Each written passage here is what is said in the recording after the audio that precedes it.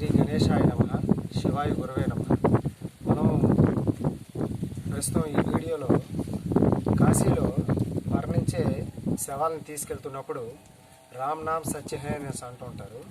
అలాగే ఎందుకు అంటుంటారో మనం తెలుసుకుందాం.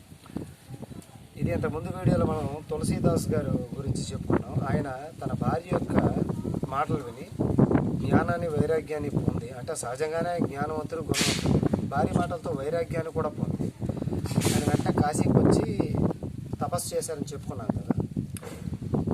ఆయన అలాగా తపస్సు చేస్తూ ప్రజలకి రామనామ మహత్యాన్ని ఈశ్వరుడు ఆదేశం మేరకు రామచరితమానసం రచించి రోజు ప్రజల్ని రామాయణం చైతన్యంతో చేయడం, అలాగే హనుమంతుడు అతని ప్రసంగం వినడానికి రావడం, అవన్నీ అతని జీవిత చేతిలో చాలా ముఖ్యమైన ఘట్టాలు.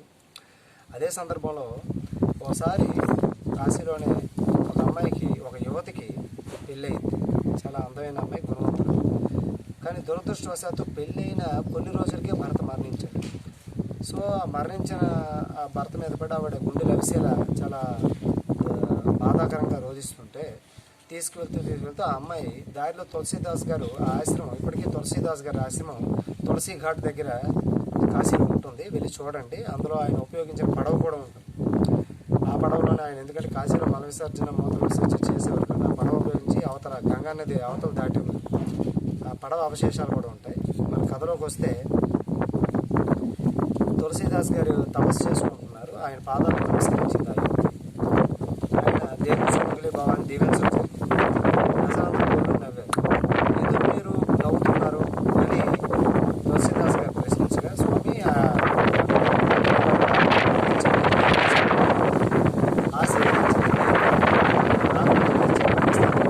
రాముడే చేయిస్తున్నాడని చెప్పి ఆ కుర్రాడు శవాన్ని రప్పించండి అని వెనక్కి రప్పించి కట్టు విప్పించి ఎటువంటి కింద కట్టు పెట్టి రప్పించి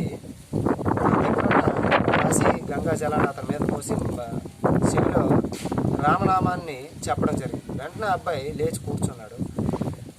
అప్పటి నుంచి మరింతమంది చాలామంది ఇతర మతస్థులు, మహమ్మదీయులు కూడా రాముడు భక్తులుగా మారడం జరిగింది. అప్పటి నుంచి కాశీలో రామ్ నామ్ సత్య హై అని అనడం జరుగుతుంది. శివశివ అని కూడా అనరు, రామ్ నామ్ సత్య హై అని అంటారు. అది కరెక్టేనా? కాశీలో రామనామాన్ని స్మరించవచ్చు అంటే అది జ్ఞానం లేని వాళ్ళ ప్రశ్న. ఎందుకంటే రాముడి దేవాలయంలో శివనామాన్ని జపించడం, శివుడి దేవాలయంలో రామనామాన్ని జపించడం మహోత్కృష్టమైన ఆరాధన, ఈశ్వరారాధన మన సాక్షాత్ పరమశివుడు చెప్పడం.